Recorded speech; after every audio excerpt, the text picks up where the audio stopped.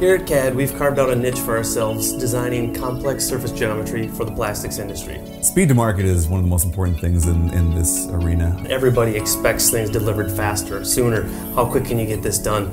We are forced to find the tools and the software to help fulfill that need for our customers. Our latest project is really cool. It's an electronic hydrofoil. So it's a powered surfboard that climbs up on top of the water. Here we are in the lab. We're looking at our Gen 1 prototype. This has 5 additive parts on it. So it has the nose cone, front fuselage, rear fuselage. This is the stator vane and propeller. Started off looking at some of the parts like the Mark 40 materials, and this was just far too flexible. Immediately we went on and started looking at the 35% carbon fiber filled material that Stratasys offers. And as soon as we tested this part here, we knew we were on the right path. Conservatively, this part would have been about $3,000 to machine with traditional methods.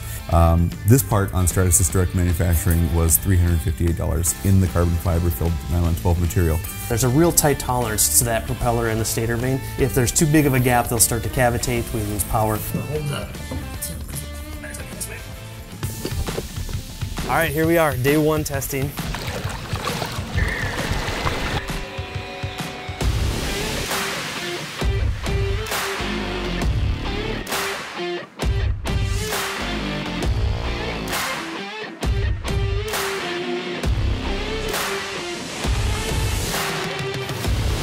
All right, first round of testing in the books, and everything looks great. There's no fatigue, there's no cracks. We're extremely pleased.